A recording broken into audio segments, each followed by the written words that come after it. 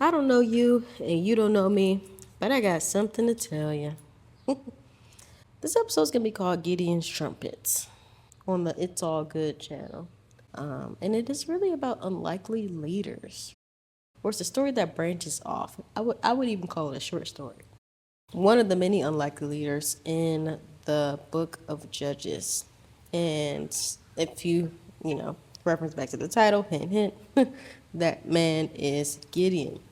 There's a story in this book, and it's about Gideon's faith and his sacrifice that led to many years of triumph and much peace, actually, really like an abundance of peace for the people of Israel on the land that they were in and inhabiting at that time. And this is all because of his obedience and him listening to the Lord's instructions when he was, when he met the Lord face to face. It's a really interesting story. So if you've not read about Gideon's story in the book of Judges, I would say go read that. But I want to start us off with a very particular moment from this story. Now, we're going to speed past Gideon's life a little bit. We're going to go and talk a bit about one of his sons. And I'll give you a little bit of context about it afterwards, but I want to read this first because the subtitle to today's episode title, Gideon's Trumpet, is Who is Ruling Over Us? Yeah, who is ruling over us? I want that to settle in your spirit for a little bit. Who is ruling over us? And I want you to think about that in the context of today. The way I'm going to frame it, it's pretty obvious that it's going to be about politics because that's literally what this story is about. So who's ruling over us? We have this character named Jotham, and this is one of Gideon's sons, and he's actually the youngest son of Gideon. In a moment of frustration, anger, and confusion by this young character, he climbs on the hill and confronts a group of people. And I'll give you more details about who these people are. But he says this, and this is in Judges 9:8. And I'm going to read actually Judges 9:8 through 15. Jotham climbs this hill, and he shouted to the people from the top of the hill that he climbed after escaping death. Jotham says, "One day the trees went out to anoint a king for themselves. They said to the olive tree, 'Be our king.'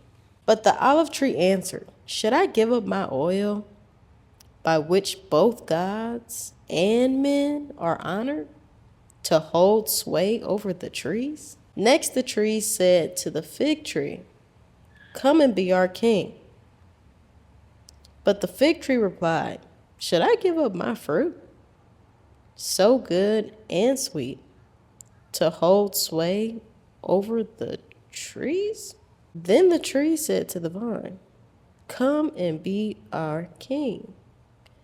But the vine answered, 'Should I give up my wine, which cheers both gods and men, to hold sway over the trees?'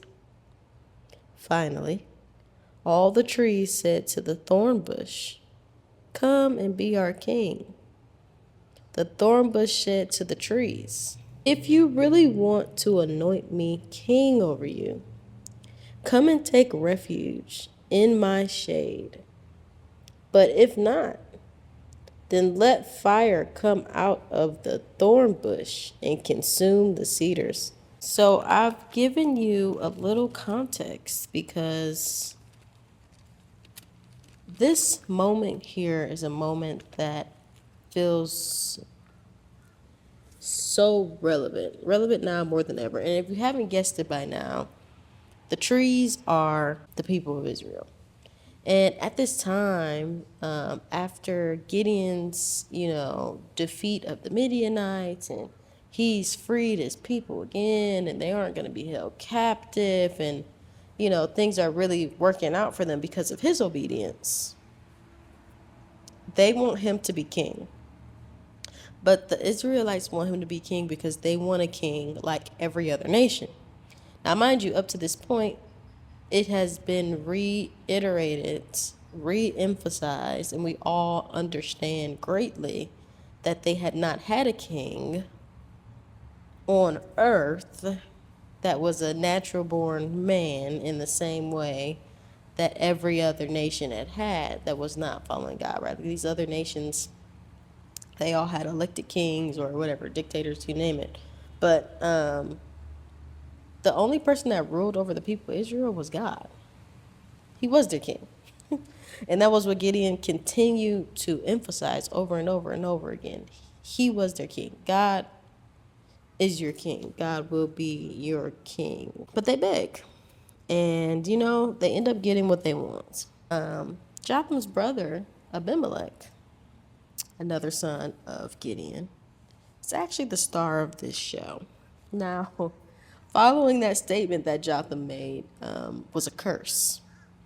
And this curse was to the people of Shechem. Now, we're talking about these people in that town, in this group, because this is a group of people who, unlike all the other Israelites who'd asked Gideon to be their king, had fallen for the trick of a man that came in and decided that he was going to reign and be their king. I'll give you a bit of the verse here in Judges 9. After Gideon's death, Abimelech, one of the 77, so I'm going to give you that number now, he has 77 sons. He's one of the 77. He goes on and he goes to his mother's brother's town. And he asks these people, well, he asks his uncles. He says, and this is Judges 9:2, ask all the citizens of Shechem, which is better for you, to have all 70 of Jerubbaal's sons rule over you, or just one man.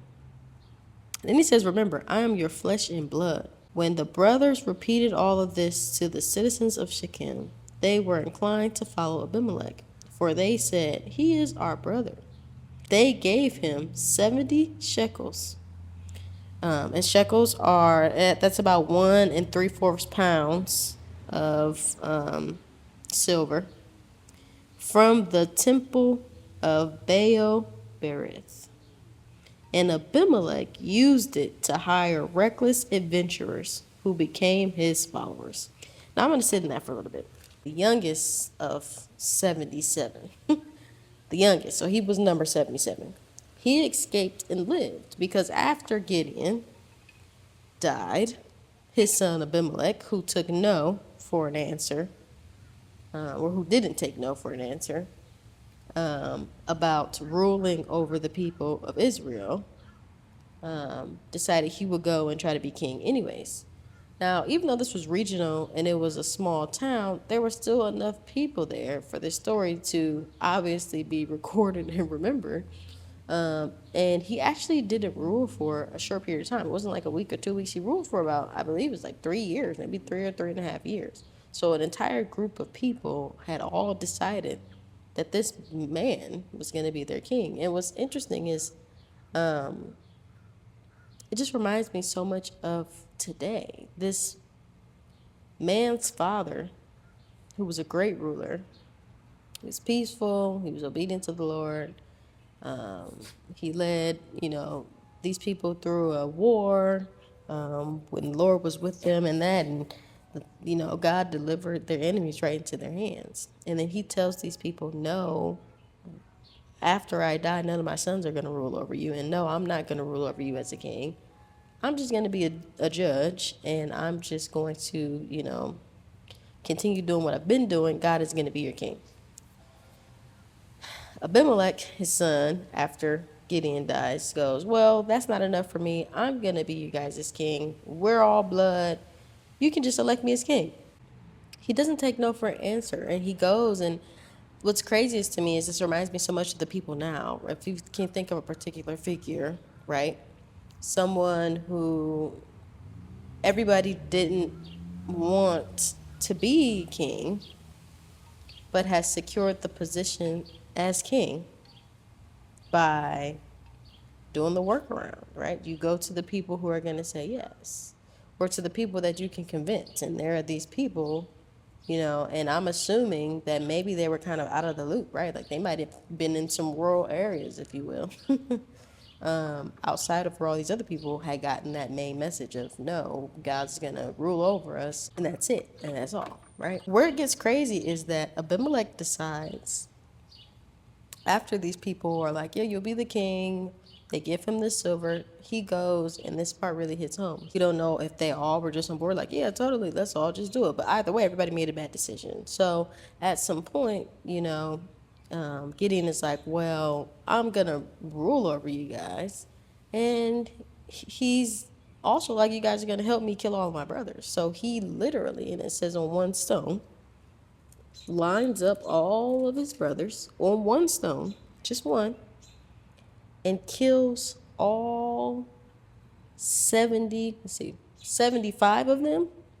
Jotham gets away. So it's 75 instead of 76, and he would be the 77th, on one stone. He wipes out Gideon's entire line of children. He wipes out every single one of his brothers and sisters. As soon as he gets power, he wipes out every single one of his brothers and sisters. Every single one. All gone. Just like that. And then he rules for 4 years. Almost 4 years. Like when you let that settle, it sounds insane. So Abimelech's plan was obviously not to let an opportunity slip through his hands. He just decides that he's just gonna take everything into his own hands. So he goes and he attempts to gaslight, an entire town of people, and he's successful at it. And that's kind of all I have for you today. I kind of want you all to let this settle and really start to think in comparison to, the times we're living in now. Things like this have happened in the past. We've had moments like this. This isn't the first time. We've had rulers, and maybe not our people specifically, but people have had rulers like this in the past. People have tried to seize power over nations the same way in the past. People, God has given us examples for this. So, I want you to think about that. Who's ruling over us? Who's ruling over us? It ends here, or it begins to end here. This is one part where I'm going to end it, where Jotham leaves his brother and the people of Shechem with this message. And it's a curse. He says, now, if you've acted honorably and in good faith when you made Abimelech king, and if you have been fair to Jerubbaal, a.k.a. Gideon, and his family, and if you have treated him as he deserves, and to think my father fought for you, risked his life to rescue you from the hand of Midian, but today you have revolted against my father's family, murdered his 70 sons on a single stone, and made Abimelech the son of his slave girl king over the citizens of Shechem because he is your brother. If then you have acted honorably and in good faith towards Jerubbaal and his family today, may Abimelech be your joy, and may you be his too. But if you have not, let the fire come out from Abimelech and consume you, citizens of Shechem and Beth Millo, and let fire come out of you, citizens of Shechem and Beth Millo, and consume Abimelech.